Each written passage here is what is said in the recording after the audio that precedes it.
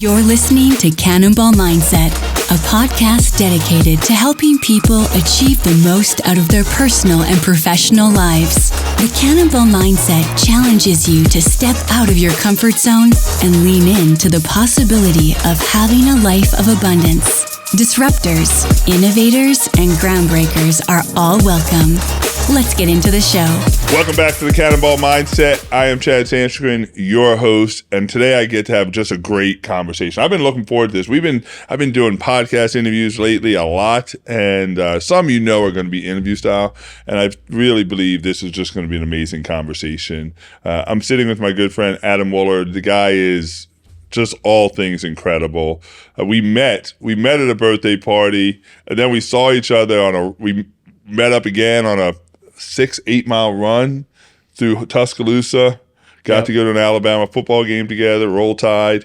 Got to get to really know each other and become great friends since then. So really, I'd love to introduce Adam Woolard to everybody. Thanks for coming on, brother. Thank you so much for having me. Excited to chat. This is awesome because I think that sometimes there's people that are introduced in your life and you don't know immediately that they're going to play a part or what part they're going to play.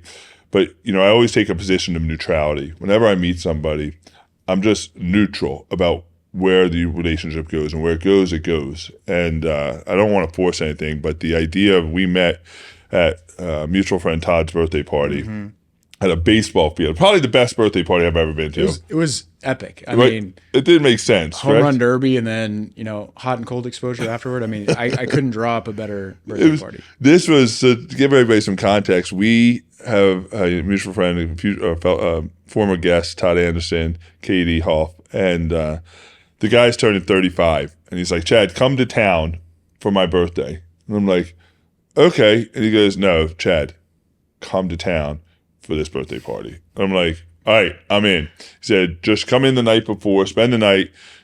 I'll tell you what we're doing on Saturday. So I come in, and the first thing is it's a 7 a.m. workout at H-Dub. Mm-hmm. Now I walk in, and there's 20 people there, 30 people there, and they're all jacked. It's like this person's a professional CrossFitter, this person an Olympian, this person this, and we do a workout. And I'm trying to hang with the young guns and not doing very well. We partnered. Do you remember it was partners? Oh yeah. Yep. And so I'm Todd's partner, and I'm dying. I'm like, what kind of birthday party shit is this? This is I was expecting. No, my birthday parties are like, hit the piñata, pin the tail on the donkey. This is like throw a 50-pound ball over your head 75 times. And then he's like, oh, we're going to go back to our house and plunge. And so I'm like, all right, we go back, we plunge, we saw. And he goes, all right, now we're going to change. We're going to go to the baseball field and play home run derby. And again, I'm thinking like at the local elementary school, we're going to go, no, this dude's got the whole stadium, the Nashville minor league baseball stadium. Mm-hmm. Music is playing. We're playing home run derby. Unbelievable. And then we go back and they have a professional, Jack was there, who I'd never met before.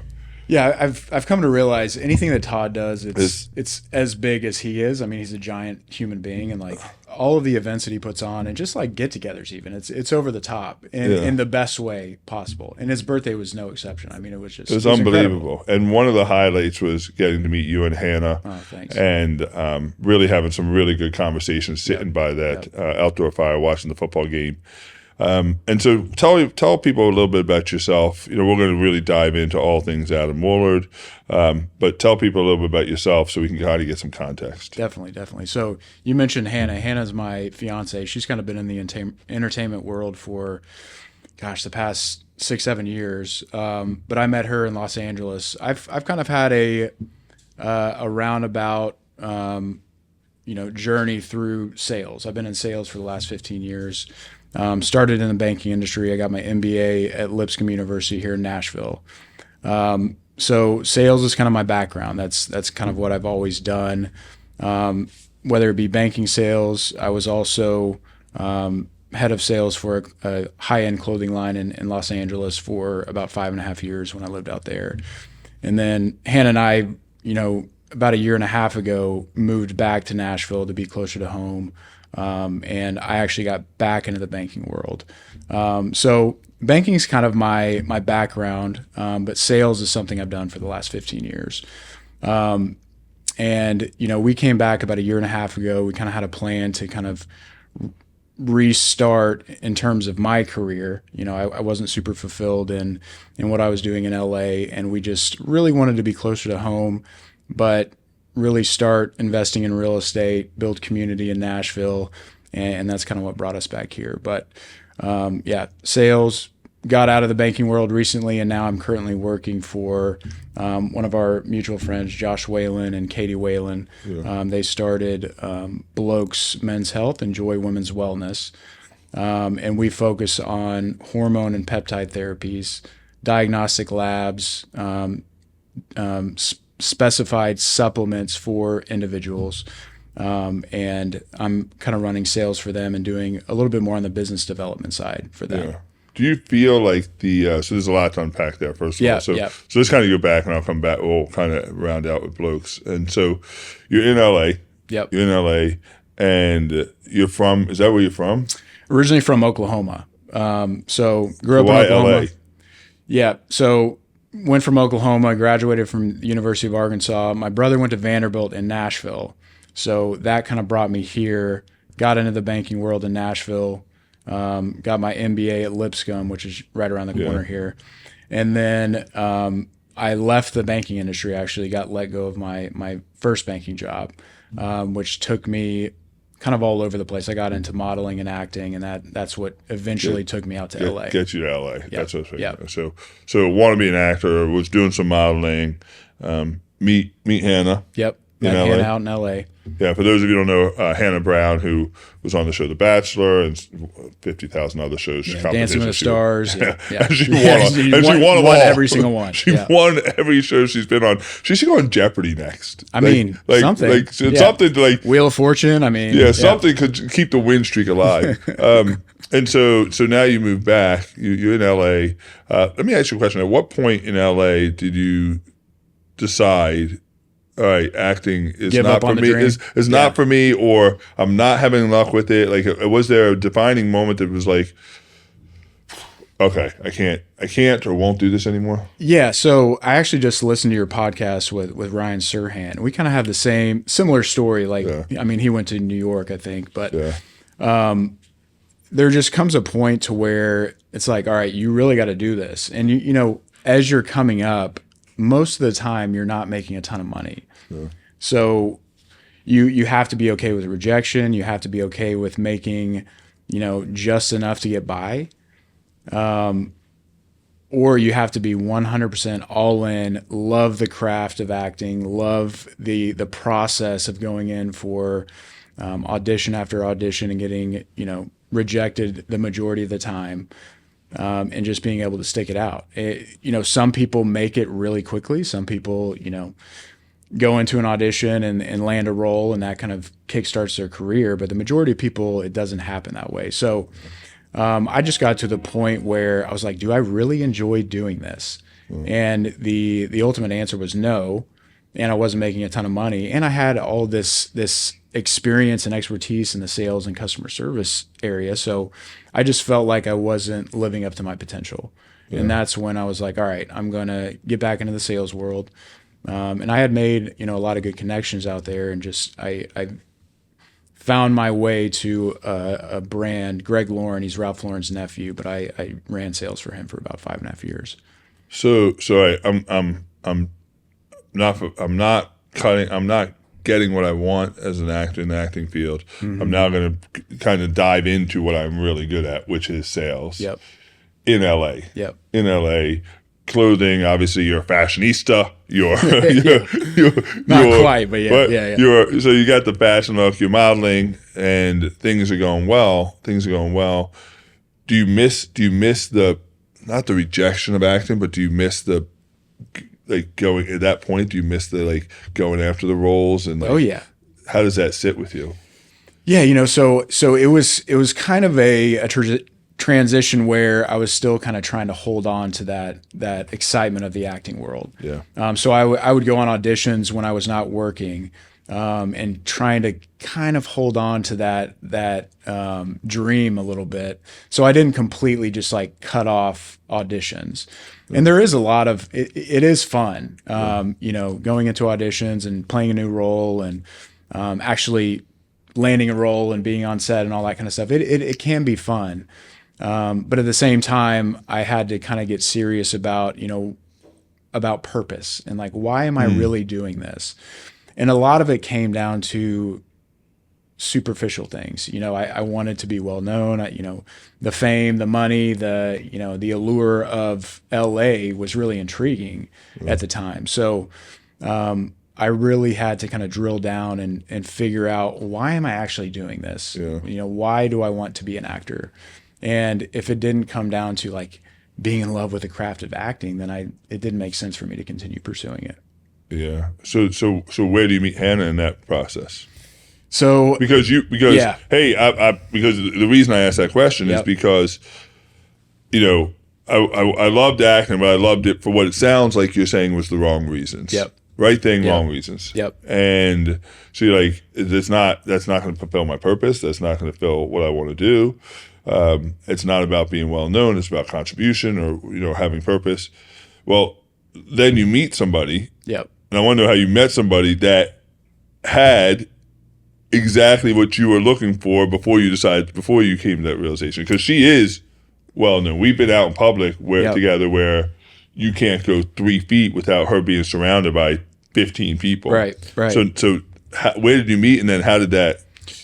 Yeah, great question. So I was just on dating apps periodically in my time in LA. You know, you want to meet someone, and not, you know, everyone kind of has that desire, I think, to meet the right person. That is the most crazy, like, self-gratifying answer I've ever heard. And I'll tell you why, right? You're probably thinking, what the hell is he talking about? Because you're a young, good-looking, charismatic, nice guy. Thank you. You're on a dating app. I thought, again, I'm old. I've never been on a dating app because apps didn't exist when I was single, right? Right. But I thought dating apps were for people who had hard times meeting people. People would look at you and go, that dude doesn't need no dating app. But periodically you're on dating apps. Yeah, you'd be surprised. I mean, LA is such and thank you for the compliment, by the way. LA is just, it's enormous. There's so many people, and, you know, finding genuine connection is not as easy as it sounds. I mean, and I'm not as like outgoing and charismatic as I probably seem. I mean, I don't have the usually the confidence to go up to a good looking woman and like just strike up conversation. So it didn't come as easy as you kind of as I think in my mind, right? Yeah. But dating apps for me were just kind of like casting a wider net, meeting different people that I wouldn't otherwise, and it was fun for me. It was kind of, you know, kind of like a game for a little bit. And Hannah kind of got on dating apps around when I did, and, you know, she was doing it more for content, which is the funniest part about it. Like she was making YouTube videos of these dates that she would go on, and, you know, she'd take her phone to the bathroom and she'd be like, this is not my guy, and just kind of rip into them. So before we like a real life how to lose a guy in 10 days. And this was after, you know, The Bachelor, Bachelorette, Dancing with the Stars, and that whole thing. So it didn't work out with the person that she eventually got engaged to. So she started creating this content about getting back into the dating world. So I kind of ruined her YouTube series of like her dates that she was starting to go she on. She fell again. for you. Yes. Yeah. So to answer your question, you know, whenever I met her and kind of realized that like, this is definitely a person that I could see myself being with, and she has fame, I didn't want anything to do with it. I didn't want to be, you know, on tabloids. I didn't want the fame after that point. And it was kind of a stark difference in the way that I viewed fame beforehand. 'Cause like, to me, fame meant happiness, money, notoriety, like you had purpose in the world, like you were actually doing something worth talking about. Yeah. And Hannah is all of those things. Like she is very genuine. She makes money in a very, in my opinion, purposeful way, and she does really good things with what she has created for herself. But for me, I realized that I didn't really care about that as much as I did before. And at that point, I was just like, I want to be the best version of myself so that I can represent us as a relationship, but also her as her now fiance, in the best way that I could. So it changed a lot, that idea of like fame, money, all that kind of stuff. But it's been a journey. I mean, it's been, that's the universe, man. That is absolutely, again, I'm a big universe guy. That's the universe giving you exactly what you need when you need it. Because if you rewind it, what's the chances that you and her are both on the dating app at the same time? You're like, that you make this connection. She had what you thought you wanted, and then you saw it, and like, man, I'm glad I didn't get that. Because I'm driven for this, but she's mastered the art of that. That's the universe. It kind of made me really just check in with myself and clean myself up a little bit, because I wanted to present myself in the best way possible while still staying genuine, which is a really difficult thing to do, because when you have eyeballs on you, your tendency is to kind of morph into what everyone wants you to be. And especially, starting a relationship with Hannah, my whole background, my whole life was kind of ripped up, and people tried to expose things that I had written on Facebook 10, 20 years ago. And that was really challenging for me, because in my opinion, I feel like I'm a really good person, but there were articles written about me and things being said about me that didn't coincide with my view of myself. So like you said, like God has a way of unearthing things that need to be looked at and giving you exactly what you need in the moment to make you a better person, in my opinion. So I think that, us meeting was by far the best thing that could ever happen to me, because it's made me genuinely a better person. For sure. And for her, it gave her exactly what she needed at that time, right? I think so. It gave her stability. Gave her confidence in the sense of that there is somebody that meets the needs, desires, everything everything she wanted. And I know Hannah and I know you.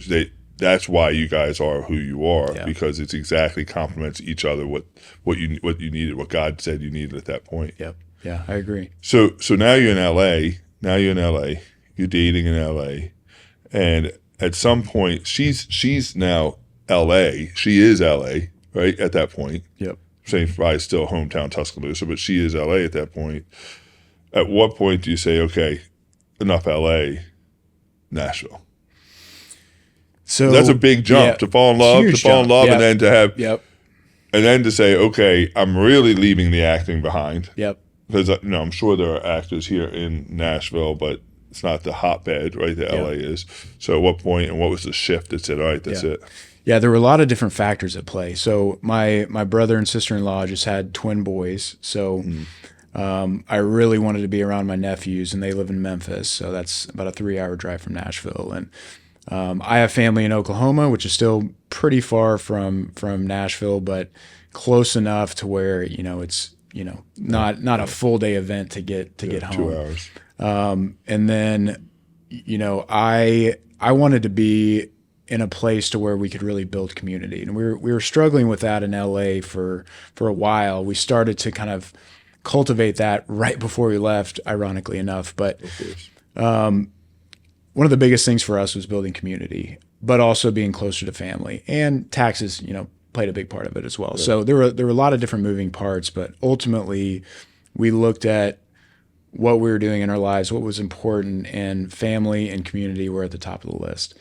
And being so close to my brother, sister-in-law, and nephews now is super important for us. And then she has family in Tuscaloosa, so it's a 3.5-hour drive to see her family. And she was kind of like, not super excited to be as close to family, just because she likes, a little bit of distance, but she's realized how much she needs her family and how important those relationships are. So again, another one of what she needs. Family is important to you. She didn't know it was important, but then because you again, God. Yeah. And, I've developed really good relationships with her side of the family too. So it's exactly what I needed to kind of be integrated into her side of the family and vice versa. I mean, it's been great for both of us.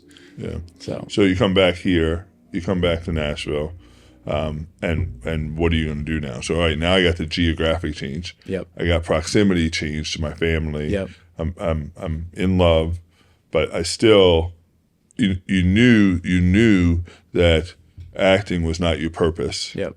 You knew you were great at sales, but was it your purpose? And now you're back here. Yep. Yeah. So after the acting thing, I worked for Greg Lauren for 5.5 years. I ran sales and, did 2 Paris trips a year, went to New York once a year for sales trips. So I was fully integrated back into sales at that point. But we started talking about a move to Nashville. And then literally the next day after we had that conversation, I got a call from a previous coworker who just started a bank in Nashville. And he was like, man, I would love for you to come on. I would love, you to be in charge of our treasury department and all that kind of stuff. So that was kind of a sign. It was like you just had a conversation about Nashville and then one of your Nashville coworkers gives you a call out of the blue. So Universe. Then we really started talking about a move to Nashville, and that's what brought us here. I didn't end up taking that position, but I landed with another bank here in Nashville. Okay. So now you're in banking. You're back in banking. And which I kind of knew that, I had already gone down this road before, did it for 5.5 years, 6 years, was let go of that job. And I got back into it and I was like, this kind of fits the story of me coming back to Nashville and making it make sense. Yeah. But in the back of my head, I was like, it validates it. It validates it. But it's still not your purpose. Exactly. And I think you can have multiple purposes. Of course. I think that your purpose can also change throughout your life, depending on your circumstances, depending on interests, where God's taking you. So, saying that it's not my purpose, I think at that time it served a purpose. So, yeah, but serving a purpose and having a purpose. And your specific purpose is different. It's different, right? Yeah. I think that God, not to make this a faith conversation, but I think God, I don't believe, and I said this at a keynote the other day, I believe every human being has a platform. And I think that you're on that platform. God has put you on that platform to contribute and to figure out what is the purpose I'm on this platform. And once you figure it out and contribute what you're supposed to contribute, God opens another platform. Oh yeah. Yep. There's another platform. And then you keep jumping from these platforms to platforms unless you don't figure out what your purpose on that platform is, then you get stuck on that platform. You never get to ascend to the next one. I agree with that. Didn't go to college. I was a dishwasher in a hotel, and then I was in hotels, and then I was in sales, and then I went from sales to this, and I went from this to a training company and doing training, and then God put me here, and every platform has been an elevation in my contribution. And so for me, it's about platform jumping and platform hopping when God builds the ladder from platform to platform. Yep. So you're now in Nashville. You're back in the banking industry. Mm-hmm. You're doing well. You're in love. You're close to family. You're serving a purpose, but maybe not what you believe your purpose is. Right. What happens? I lose my job again. Yep. So I was on kind of the real estate side of banking this time, whereas I was in treasury management. I don't want to get into the weeds of all that, but I was there for about 8 months and then got let go. CEO walked into my office, said, "This is your last day." It was completely out of the blue. So I went home that day and was like, well, my plan of moving to Nashville and starting in the banking world and like uprooting our entire existence in LA to come to Nashville just kind of blew up in my face. So now what? Yeah. And how do you feel? In that very moment that you have to make that drive from your office to your house, where at your house is waiting your fiance, who's incredibly successful, incredibly well known. What's that 20-minute drive? A lot of different emotions. So to say that one overriding emotion was present would be a lie. I mean, shame, a lot of shame, a lot of anger, I was angry at the bank that just let me go, in my opinion, for no reason. I was worried. There was a lot of fear. Most of it was fear-based. And we kind of talked about this after the fact. And it was just kind of like you're floating in outer space. You don't really have anything to latch onto. Because when that big of a piece of you is uprooted, you're kind of latching onto things like, who am I now? Yeah. Because, if talking about the ego and the things that you kind of attach to your name and your body and your accolades, like all of those things kind of create this version of you. Chad, you have all of these things that are attached to you that kind of create the idea of Chad. Yeah. So if you take one of those big pieces away, you're like, what am I now? I'm not a banker anymore. I'm not in sales anymore. Yeah. So there's a lot of fear that goes into that. Like, I gotta hurry up, figure out what to attach to next so that I feel like a whole person again. Right. So there was a lot of fear there. So I went home, told Hannah. She's obviously very supportive. So, she said, we'll figure it out, all that good stuff. But in the back of my mind, I was like, I gotta figure something out quick. And that's kind of when you came into our lives. Todd had his birthday, thank God. Yeah. And, universe. Yep.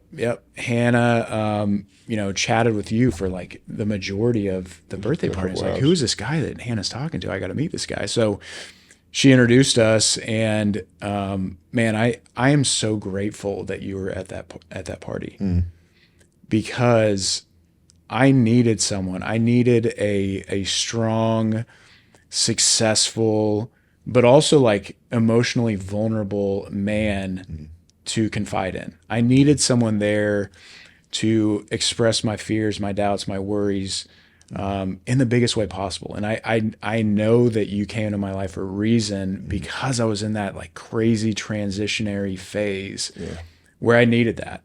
Yeah. You and my dad, really helped me through one of the hardest times of my life. I appreciate that. Yeah. That makes me, I think what's interesting is that's, you're not defined by your life at peak state. Yeah. And that's what people think. People think my life is defined when I'm standing at the summit of Everest. And I don't believe that. I think you're defined by the highs and the lows, but you're defined in that moment. And that's when I saw you. I saw you in that moment of the lows. And what's interesting is now you kind of recapping it and going back. What's interesting is what you just said. You said, what am I now because I lost this? But you'd only lost a job. Yeah. Right? That's all you lost. You lost a job that you were at for 8 months. You didn't lose you, but the idea is like you didn't know who you actually were at that point. Would that be fair? For sure. Like I think the job, this job of what owning Cannonball, this is what I do. This isn't who I am. Right? That banking isn't who you were. It's what you did. But it feels like that in the moment, doesn't it? It feels like that in the moment. Like, and there's a great book called The Shame That Binds Us, and it's unbelievable. That book, and there's another book called When Things Fall Apart by Parma Shadan. That's just like mind blowing of what you do in those moments, and that tells a lot. Yeah. Like that. If anybody wanted to know anything about you, if Hannah wanted to know anything about you, if Todd or me or anyone, it's like, what did Adam do in that moment? And so how did you find your way out of that? And it's still a story not written yet about how it'll end. Yeah. It's always being written, but like, how did you start the journey out of that? Like, I feel shame. I feel like I'm losing myself. I'm trying to figure it out. How do you get out of that? Yeah, it was tough. I'm not going to sit here and say it was easy. And I found, the amazing role that I'm doing with Blokes and Joy right after that by any means.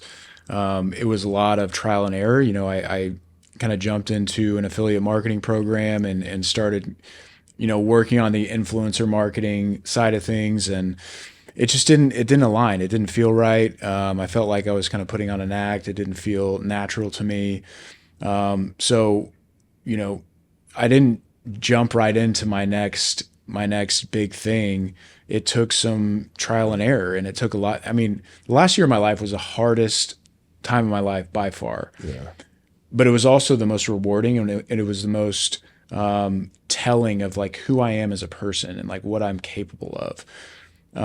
And I don't think those two things need to be mutually exclusive. I think you can have one of the hardest years in your life and it also be the most rewarding. Oh yeah, and almost always, some people feel the rain and some people just get wet. And I think that for you actually felt the rain last year. Oh yeah, and it was for somebody who hadn't known you for years and came into a period of your life when the rain had just started falling.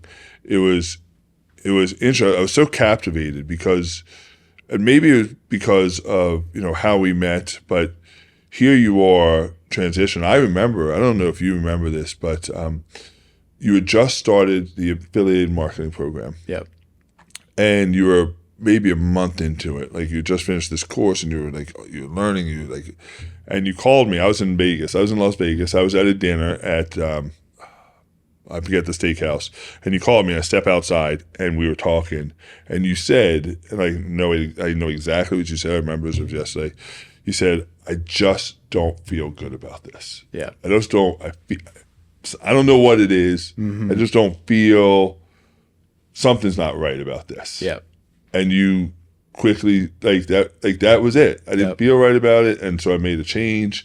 And I thought that was just, again, another character trait that, man, this guy is he's on that journey. Like when you start to do the right things for the right reasons, most people do the right things for the wrong reasons, unfortunately. You were doing the right things for the right reasons. And I think that was super, even for me, inspiring and motivating, because when things are going wrong and you feel like you're kind of stuck in the mud and you can't get out, what I call in that valley of despair, the easy thing to do is to find a new silver shiny object. Yep. And use that as a crutch to get you out of the valley of despair. Yep. And you resisted that. Yeah, but it was hard. It was hard to resist that. And I mean, I definitely, my eye was caught by the shiny object and I went after it for a second. But yeah, like you said, it didn't feel aligned with where I wanted to go and what I wanted to do. And, then I really started kind of digging in and what are you passionate about? Like what are you excited to talk about whenever somebody asks you what you do? Yeah. And my entire career, my entire sales career, I've never been super excited about dude, I'm doing this now. I'm so excited about it. And I was like, what are those things? Meditation for the longest time was that. Health and wellness was a big part of that too. So I started mapping out what I was really fired up about, and health and wellness was one of the biggest things. And I just started really digging into that and who do I know that's in. So I reached out to Josh and we had a conversation, and I loved what they were doing at the time, and we just had a conversation and it led to what I'm doing now. So it was not easy to get there, and it was a lot of days where I'm just what am I doing? Yeah. And one of the biggest things that kind of got me through that time was really opening it up and being vulnerable about how I'm feeling in the moment. Yeah. Because for the longest time, I keep that really buried. Yeah. And really the only male that I kind of shared my fears and insecurities with was my dad at the time. And then you came along, and that's what really helped me through that. And Hannah and I go through this with couples therapy all the time. I try to show up as this perfect version of what everybody needs, instead of man, I don't have this shit figured out. I don't know what my next move is. I do have fears around these certain areas. And the more that I do that, the more that I show up authentically like that, the better my life becomes, and the more connections like the ones that we have show up. And that's really important to me. Yeah, I think there's a couple things there to unpack, and one of them is something you just said. I don't know where it goes. And somebody asked me a couple weeks ago. They said, "Chad, well, where are you going to be in 5 years?" And I said, if I could tell you where I'm going to be in 5 years, I'm thinking way too small. Yeah, I have no clue where I'm going to be in 5 years. I know the direction in which I want to go. Yeah. I know exactly. I'm a pretty goals-oriented guy and a pretty driven, devoted guy, but I have zero. I can't tell you today where I want to be in 5 years Yeah. because that path hasn't been written yet. And I don't know. And if I could tell you, then I'll be going to become handcuffed to an outcome that might be underwhelming of what I'm huge. actually capable of. Yep. And the idea is, no, I'm saying for those people who think, oh, I could tell you 5 years, I'm going to be doing this and this and this, you are, in my opinion, solely my opinion, you are way underplaying yourself. And I think that all the work you're doing now is leading yourself up to whatever that next platform that God has for you. Like it's Nelson Mandela. When Nelson Mandela was released from prison, he was interviewed, and the reporter said, what were you doing all those years in prison? Were you seeking revenge? Were you do this and were you doing that? He said, no, I was just preparing. And the reporter said, for what? He said, I was just preparing for what God had in store for me next. I was preparing. And the idea of like where you are now is, to me, you're preparing. I'm preparing right now for whatever it is next that God presents to me. But I know that if I prepare, it'll be presented to me. Yep. Yeah. That's so good. Cause I mean, one phone call, one conversation, one anything, and your life can go like this in the best way possible. Insane. And trying to be too, methodical about planning it out too far in advance. It's like you're almost shutting down opportunities to pivot and to go in a better direction. Yeah.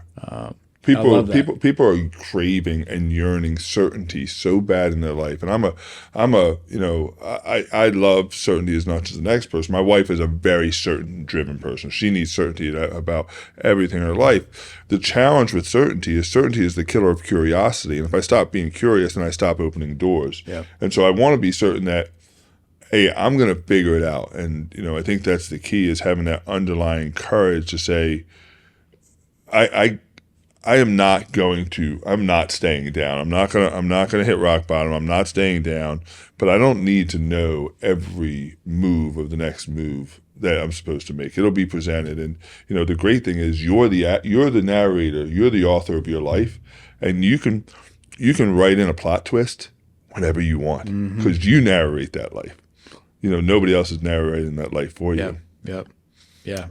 That's huge. I think so now you're here. You get involved with Blokes, which I know well, and we have mutual friends there.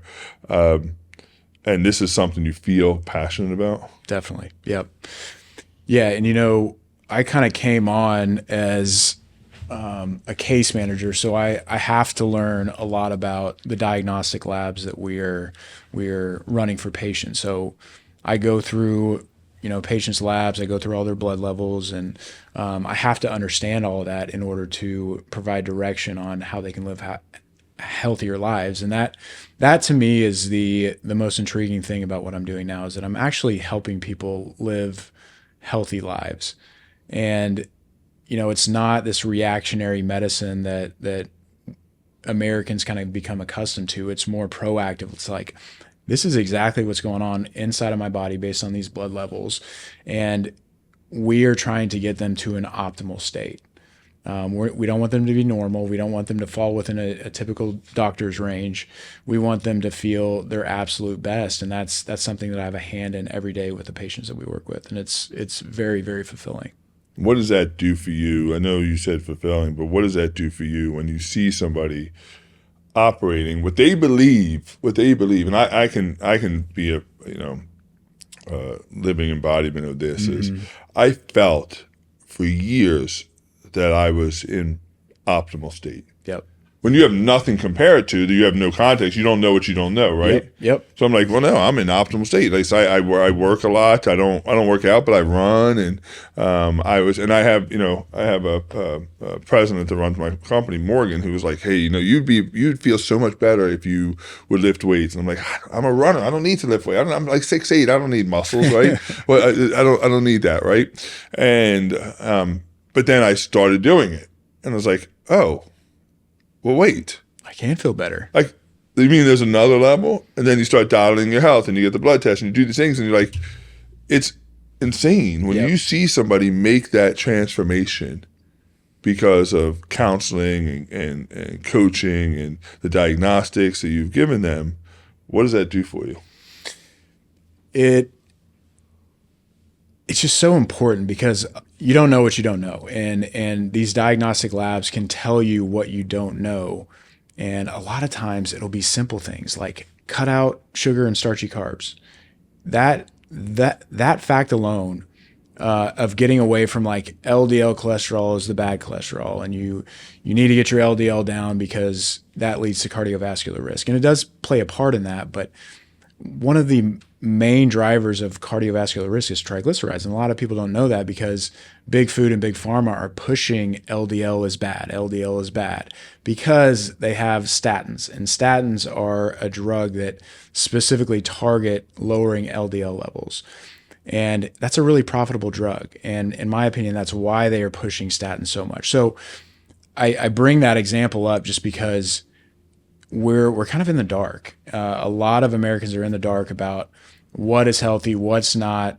And, talking to someone like me who's actually well versed in it now can change everything. It can cure autoimmune disorders. It can help your thyroid function better. It can, bring down your cholesterol so that you metabolize medications better. It can cure your blood sugar spikes and your insulin spikes. So there are so many different things that the common American doesn't know about their blood levels that has a detrimental effect on their daily lives, their energy levels, their libido, their mood, their mental clarity.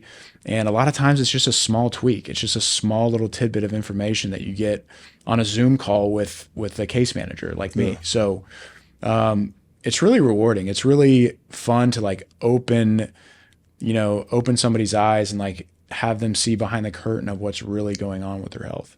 Do you think that this, not to take this down too much of a health conversation or a political conversation, but do you think this is something that will evolve to the point where this is going to be 10 years from now, having access to these type of blood tests and knowledge that nobody's ever had access? Like my parents did not have access to the information. No. And even now in the quote unquote medical system we have, they're not doing these tests for you. They're not, right? And so do you see that there's going to be a transformation in our system where eventually this will be how people they'll actually run their lives and their health off of real data, not off of profitable drugs? For sure. Yeah. It has to go that way. If it doesn't go that way,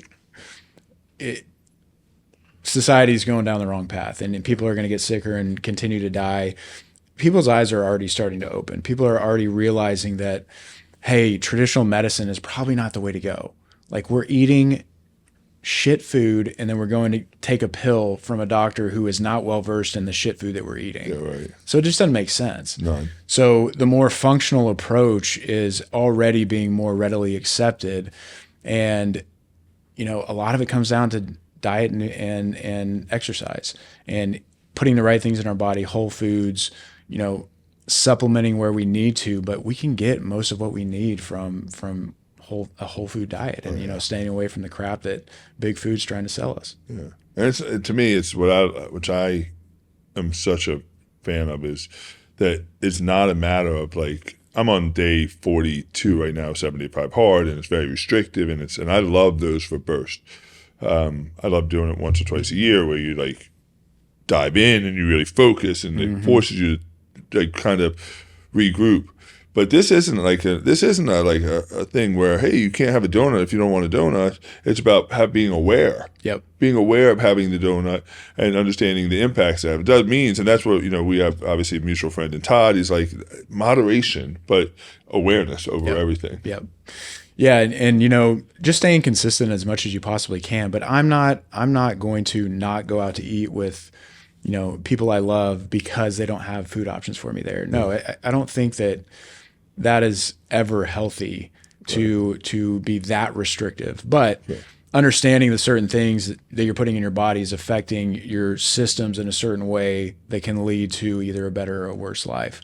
And I come from a background of doctors. My dad's a retired anesthesiologist. My older brother in Memphis is a current anesthesiologist, and they're just not taught about nutrition, probably a little bit more so now than when my dad went through medical school. But a traditional doctor isn't as well versed in nutrition and supplementation as newer kind of functional medicine clinics that I'm involved with. Yeah. So Blokes is the Apple of the fitness world and the genetic world. Like, they are the up and coming. They are the company. Yep. How does it feel to you to be on the ground level of what you know is going to be ridiculously successful? You can see it. I'm saying anybody in the health space knows who Blokes is. They follow them. They know who the owners are. They're saying, how does it feel for you to be, basically one of the first entrepreneurs of this unbelievable startup company? Yeah, it feels great. I see how much it's grown even since I've started there. And, just being in that space and seeing the difference in patients that come to us, and seeing their lives change, and like just rewriting the script is really, really, really important for the progression of like the health of Americans. So it's really cool to be on kind of the ground level, and not only working on the case management side, but also working on the business development side. I'm working with a lot of the ambassadors that we kind of bring on board to get the name out there. And that part is fun too, not only going on podcasts myself, but also, getting some of our ambassadors placed on podcasts and just speaking about it on their social platforms is really cool to see. So I see firsthand not only the organic growth, but I have a hand in kind of growing it myself as more on the business development side. Have you and Hannah set a date yet? We haven't set a date. We're getting really close though. So you're really close to setting a date, or really close to it happening? Really close to setting a date. I mean, it's not happening this year. It's most likely going to happen, summer or right after summer next year. We have to lock down a venue, and that's the hardest thing. Hannah's very particular. I mean, you know her. She likes things to be a certain way. She wants it to feel a certain way. We're right now looking overseas, so we want it to be kind of a destination wedding. Yes. And, I traveled to Paris 2 times a year for work, like I mentioned, and we, anytime that I would go over there for work, she would come with me, and we just, France just has kind of a special place in both of our hearts, and we just kind of see ourselves getting married there. The charm of it, just everything about it is awesome. So. And you won't have the American paparazzi. You just have the, right? Yeah. I don't know. I don't know how that's going to work. The French paparazzi. They're going to be there. They'll probably be there. Yeah. The Bachelorette gets married. Yep. Yeah. That'll be a big story. Yeah. So we already have a wedding planner. So they're kind of, looking at different venues for us and nailing down costs and partnerships and all that kind of stuff. But awesome. It's probably going to happen in France, and that's awesome. Might ruffle a couple feathers but it's like her family is from Tuscaloosa. You know that, right? You're from Oklahoma. Hey, Tuscaloosa family, Oklahoma, are going to France. But so many people. Although her dad is the most France Tuscaloosian ever. Yeah. Right. Ever. Right. I don't know if that's a word, but her dad is the most French Tuscaloosian ever. Yeah. The guy's a legend, man. His hair is just like a sight. He has better hair than Hannah. He's the coolest looking guy I've ever seen. I was so jealous when I met him, because this guy he's old, obviously a little bit older than me. I shouldn't say obviously I'm old, but a little bit older than me. But he's got a long, luscious Fabio type hair. Yeah. It's Silver Fox times 10. But and a cool dude. I know, he's super cool. So yeah, I think that everyone kind of wants an excuse to go to Europe, and that's kind of the mentality we're going into it with. People want an excuse to go to Europe, right? That's exactly right. We're just gonna have our wedding there, and hopefully they follow us there. So that's awesome. A couple more questions. Yeah. Where do people connect with you? Where do they find you? Where do they get more of you? What's interesting is, obviously I know you have a relationship with friends, but I still treat you like any podcast guest that I've ever had. I did a ton of research, and I listened to podcasts you were on, and man, the world needs more Adam Woolard on podcasts. They need more of the insight. They need more behind the curtains, and I get to have that because I have a relationship with you. But I think as people find out more about Adam, people are going to be blown away by what they'll find. Where do they find it? So I'm mostly just on Instagram. Admandew, so ADMANDEW is my handle. I mean, you can find me on Blokes as well. I mean, blokes.co. That's kind of where we do all of our outreach. So mostly Instagram. Yeah. Have you and Hannah ever thought about doing a show together, a podcast show together? We talked about it for sure. Yeah. We just have a fun dynamic. And there's a very, very, very, very big void right now. There was a married couple years ago that had a great podcast. They were married. Unfortunately, the podcast they got divorced. The wife got canceled. The husband unfortunately died. He was an amazing guy. But nobody's filled that void yet of like just such a dynamic couple, because you two are so like, you're perfect together, but you're so different. Yeah. Like, Thanks. like perfect together, and maybe that's what makes you perfect together. You're so different. That's a show that, millions would tune in to listen to. I appreciate that. Yeah, we definitely talked about it before, and she had her own podcast, Better Tomorrow, that she has kind of put on pause. And she's so good at it too. Good. She's very critical of herself, which I understand, and that's kind of why she's so successful, in my opinion. Such a good podcast, though. So good. And she's changed so many people's lives because of that podcast. Yeah. And she had me on a couple times, and those episodes do well. But yeah, I love it. It's so fun for me. I think it's fun for her when she has someone to riff off of. And well, I think the challenge is, if you look at, listen, I've been married for 20 years, together for 25 years, and my wife and I are completely different. Yeah.